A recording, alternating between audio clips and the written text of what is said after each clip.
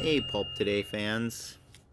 David Avalone here with, I think this is our final episode.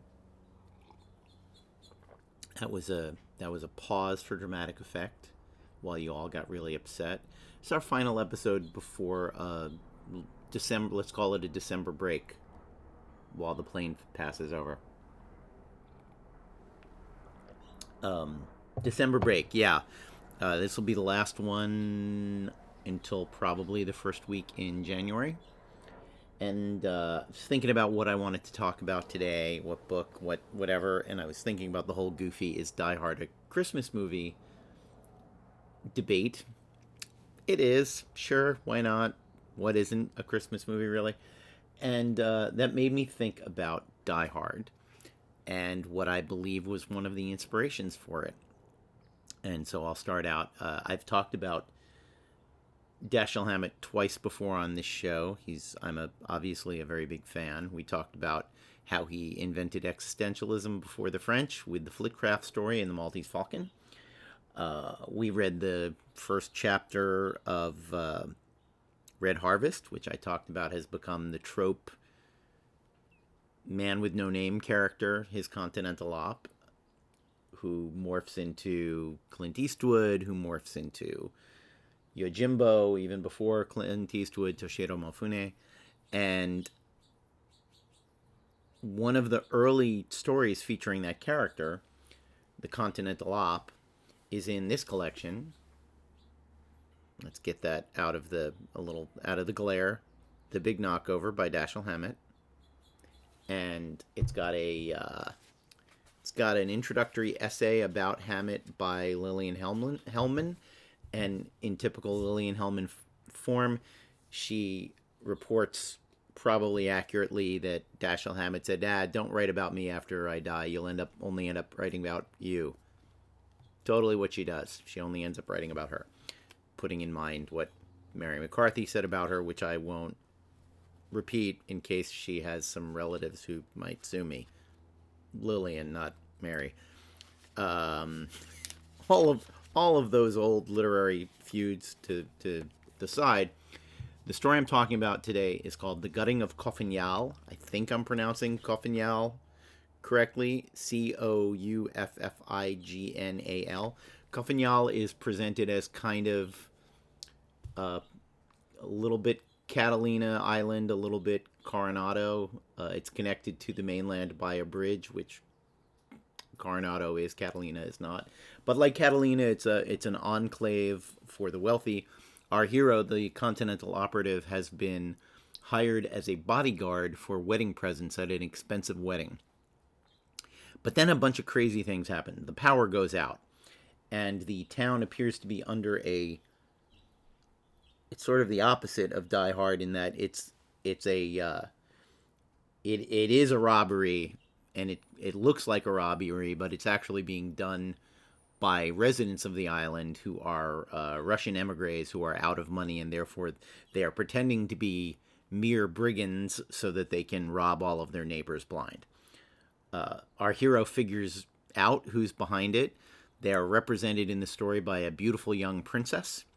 And the end of this story has one of the funniest, to me, it's funny, it's so hard-boiled, it's ridiculous. It has one of the funniest final lines, and it's also a dress rehearsal for the Maltese Falcon. At the end of the Maltese Falcon, our hero has fallen in love with Bridget O'Shaughnessy, even though he knows she's a murderer, and he arrests her anyway. He hands her over to the police. This comes a few years before that, but it has the same general feel. To set the scene, the Continental Op has figured out what's going on, has figured out who the culprits are, and he has cornered the princess and said, look, I'm a detective and you're a criminal and I'm going to arrest you. Again, very similar to the speech at the end of the Maltese Falcon, which this is the rough draft of. It's worth mentioning because it plays right into the punchline that there is a 1930s trope character, 20s and 30s trope character, using the language of the time, the crippled newsboy. Apparently, this was a common thing, or at least it was common in popular culture. Our hero has sprained his ankle chasing after the princess, and he has, in the course of chasing her and spraining his ankle, he comes upon a crippled newsboy who he has talked to a few times in the story, and he gives the kid $5, if I remember correctly, and takes his crutch so he can use it to chase bad guys. I'll take another drink while this plane goes over. So much suspense. So our hero, stolen crutch, has the princess cornered in her home, but he has foolishly not drawn his pistol. And she has basically said, I'll give you all the money, I'll give you a cut of the money, anything you want, just don't turn me on. Let me straighten this out for you, I interrupted. We'll disregard whatever honesty I happen to have, sense of loyalty to employers, and so on. You might doubt them, so we'll throw them out.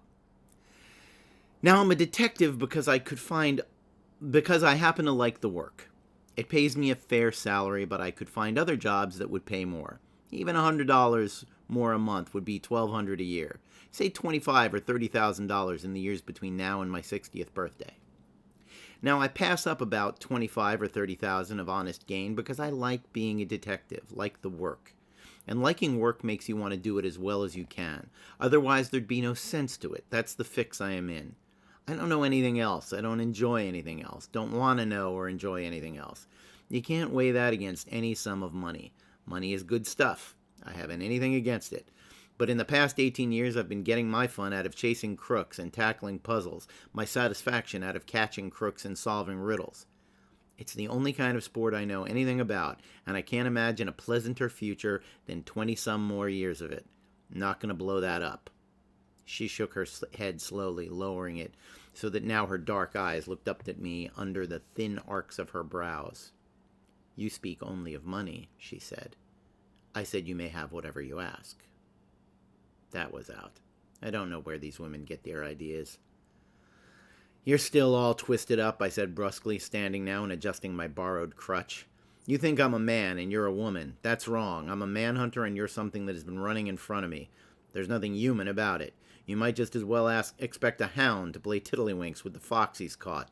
We're wasting time anyway. I've been thinking the police or Marines might come up here and save me a walk. You've been waiting for your mob to come back and grab me. I could have told you they were being arrested when I left them. That shook her. She had stood up. Now she fell back a step, putting a hand behind her for steadiness on her chair. An exclamation I didn't understand popped out of her mouth. Russian, I thought, but the next moment I knew it had been Italian. Put your hands up. It was Flippo's husky voice. Flippo stood in the doorway, holding an automatic. I raised my hands as high as I could without dropping my crutch, meanwhile cursing myself for having been too careless or too vain to keep a gun in my hand while I talked to the girl.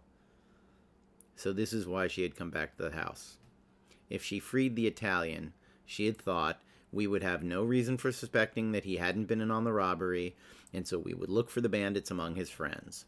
A prisoner, of course, he might have persuaded us of his innocence. She had given him the gun so he could either shoot his way clear or, what would help her just as much, get himself killed trying. While I was arranging these thoughts in my head, Flippo had come up behind me. His empty hand passed over my body, taking away my own gun, his, and the one I had taken from the girl.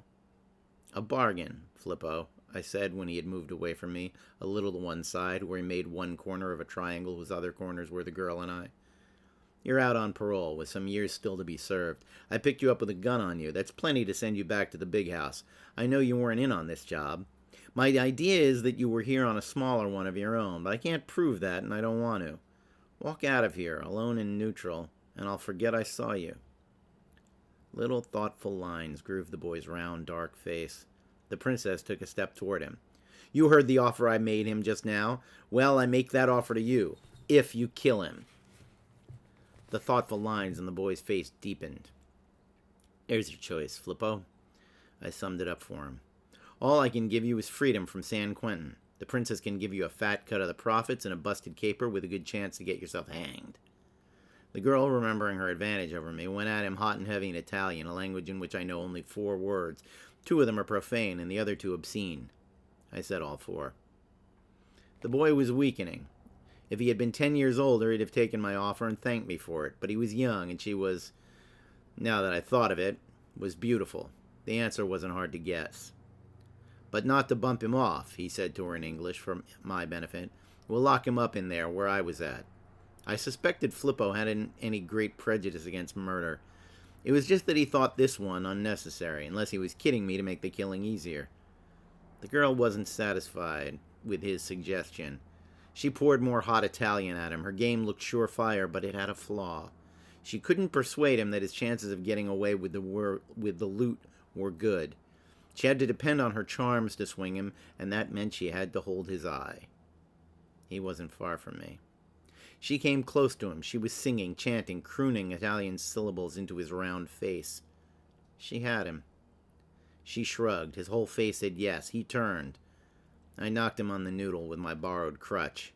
The crutch splintered apart. Flippo's knees bent. He stretched up to his full height. He fell on his face on the floor. He lay there, dead still, except for a thin worm of blood that crawled out from under his hair onto the rug.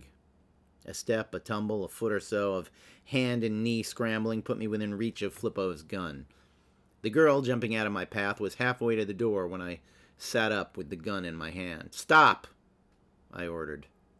"I shan't," she said. But she did, for the time at least. "I am going out." "You're going out when I take you." She laughed a low, pleasant laugh, low and confident. "I'm going out before that," she insisted good-naturedly. I shook my head. "How do you propose stopping me?" she asked. "I don't think I'll have to," I told her. "You've got too much sense to try and run while I'm holding a gun on you." She laughed again, an amused ripple. "I've got too much sense to stay," she corrected me. "Your crutch is broken and you're lame. You can't catch me by running after me. You pretend you'll shoot me, but I don't believe you. You'd shoot me if I attacked you, of course, but I shan't do that. I shall simply walk out, and you know you won't shoot me for that. You'll wish you could, but you won't. You'll see." Her face turned over her shoulder, her dark eyes twinkling at me. She took a step toward the door. "Better not count on that," I threatened. For answer to that, she gave me a cooing laugh and took another step. "Stop, you idiot," I bawled at her. Her face laughed over her shoulder at me. She walked without haste to the door, her short skirt of gray flannel shaping itself to the calf of each gray wool-stockinged leg as its mate stepped forward. Sweat greased the gun in my hand. When her right foot was on the doorsill, a little chuckling sound came from her throat. "Adieu," she said softly, and I put a bullet in the calf of her leg. She sat down, plump. Utter surprise stretched her white face. It was too soon for pain. I had never shot a woman before. I felt queer about it. "You ought to have known I'd do it." My voice sounded harsh and savage and like a stranger's in my ears. "Didn't I steal a crutch from a cripple?" So absurd. That's the gutting of Couffignal. I'm sorry that I spoiled the ending for you. But there's just something so funny about him using that as like, of course I'd shoot you. I stole this from a 8-year-old disabled kid selling newspapers. I find Hammett very funny. I know that, some of the hard-boiled stuff is absolutely intended to be dead serious, and maybe that line is dead serious too, but I think there's a little humor in him categorizing himself like that. I'm a bad person. Of course I'll shoot a lady. I steal crutches from disabled boys. As to Die Hard, yeah, the setup of a detective who's not supposed to be there running afoul of a crew of international terrorists who have decided to steal a whole bunch of money. It's not on Christmas. It does take place on a wedding. I think it's the princess's wedding day is the cover for this whole story. Anyway, hope you liked it. Read all of Dashiell Hammett's short stories. They're not all great. They're not all... Certainly a lot of them have offensive things in them by modern standards, and honestly, by the standards of the day. But enjoy your holidays. Enjoy Kentmas and Kryptonica, and have a happy New Year. I'll see you on sometime in January.